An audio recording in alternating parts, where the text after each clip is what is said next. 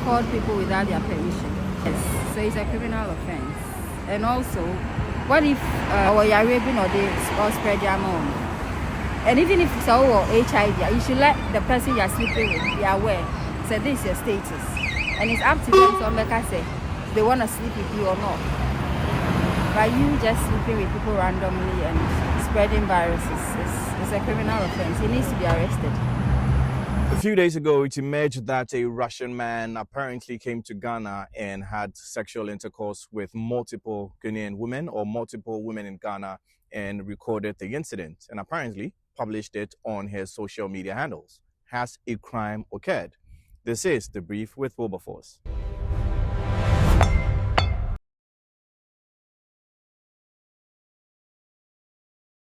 Now, in respect of what the Russian man is alleged to have done, let's start off with the Cybersecurity Act. We'll also be looking at the Domestic Violence Act and, of course, the Criminal Offences Act, Act 29. Now, what does the Cybersecurity Act say? Let's look at Section 67 of the Cybersecurity Act. It says here that the person shall not, with intent to cause serious emotional distress, intentionally distribute or intentionally cause another person to distribute the intimate image or prohibited visual recordings of another identifiable person without the consent of that person depicted in the intimate image, and in respect of which there was a reasonable expectation of privacy both at the time of the creation of the image or visual recording and at the time the offense was committed. So what does this simply mean? It means that, one, even if you had the consent to record the person and you did not have the consent to distribute the images, you are falling foul of this law. And I'm talking about Section 67 of the Cybersecurity Act. Now, for a person to avoid criminal liability under Section 67 of the Cybersecurity Act, you need to show, for instance, that your partner gave you consent to record the prohibited images or the intimate images, and secondly, that your partner gave you consent to distribute those images. So there are two layers of consent here. So even if your partner gave you consent to record them naked, it does not automatically show consent to distribute or publish their images. So in respect of the Russian man incident, according to the facts that have been narrated across various media outlets, if the consent was not given, that's one leg already failed. Consent to record and consent to distribute. So under Section 67, yes, indeed, a crime has occurred. Now, what's the punishment? Once again, the punishment is a minimum of 1 year, a maximum of 3 years, which I find woefully inadequate, especially in such situations. Okay, so what if I told you that recording somebody's intimate videos or somebody you're intimate with in that intimate position is not a criminal offense? It's only a criminal offense if you share or threaten the person or ask the person for money. Mm-hmm. That is when it's a criminal offense. But simply recording somebody without their consent is not a criminal offense. What will you say? Well, I think it's still a criminal offense. If you're going to record me, let me know you're going to record me. I want to be aware that you're recording me.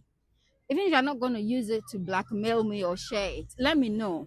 Because when you go to public places where there are cameras, there's a sign that there's a there are cameras here, there are CCTV. Even when you enter the bars, it says that there are CCTVs, recording daily. So let the person know before you record them. Don't just record people because you want to record it. Yeah, so I think it's still a criminal offense. So long as he didn't tell the people that he's recording them, it's still a criminal offense. So now here's what the problem is. What if the Russian man had not distributed or published these images or these videos? Would there have been a crime simply by secretly recording these women? Let me rephrase that. What if your boyfriend, your girlfriend has secret recordings of you, your ex, your side guy, your side chick has secret recordings of you? Has a criminal offense occurred? It's not that simple, because Section 67 of the Cybersecurity Act is very clear and it focuses on distribution. When you look at Section 68, it focuses on threat of distribution.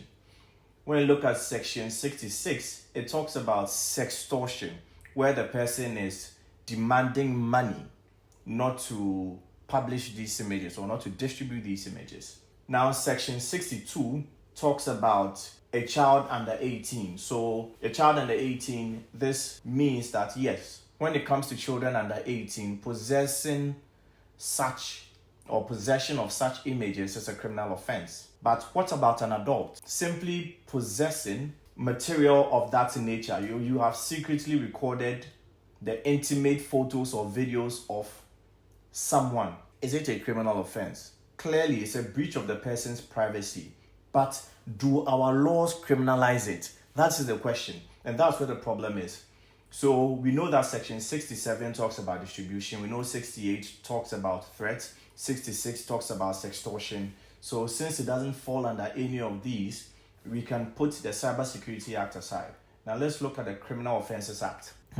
Now, even with the Criminal Offences Act, section 281 talks about possession of obscene material for the purpose of trading or distributing. So if you possess obscene material or you possess these intimate images and prosecution cannot show that you intend to trade this material, then it means such a situation cannot also be criminalized. However, prosecution may be able to squeeze you under section 1DIII of the Domestic Violence Act. So, domestic violence includes conduct or behavior that in any way undermines another person's privacy, integrity, or security.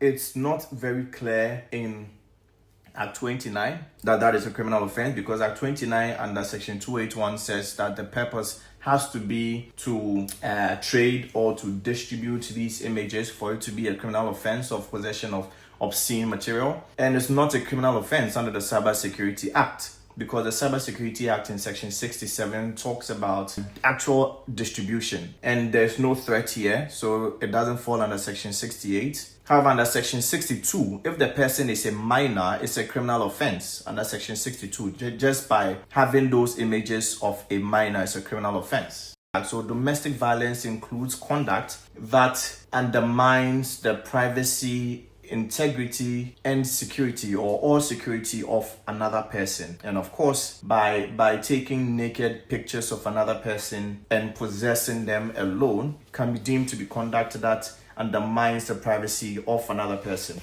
So in summary, it appears that right now there's no specific law that may be criminalizing actions where somebody records your naked videos or has your naked images on their phone without intent to distribute, or without the person having threatened you, without the person asking for money or anything of the sort. Is it fair? I don't think so. That's why I'm humbly asking our lawmakers to take a second look at such situations and take a second look at the Cybersecurity Act. What we have now is the Domestic Violence Act, Section 1DIII, 3 I's, which actually talks about a person's conduct or behavior that undermines another person's privacy, security, or integrity in a domestic relationship. It describes that as violence or domestic violence. And domestic violence is not necessary that you actually live in the same house. If you have sexual relations, you are caught by the domestic relationship definition or domestic relations definition as contained in the Domestic Violence Act. So that appears to be the best we have for now. It's important that our lawmakers, Parliament, looks at the current law to cater for situations where people's nakedness or naked videos or pictures are being secretly recorded. What law does it infringe? My honorable members of Parliament, ask yourself this, and maybe let's work on an amendment as soon as possible. My name is Isaac Wilberforce Mensah. Once again, this is The Brief with Wilberforce, and do not forget to like, share, and subscribe, because this is very, very important information. See you next time.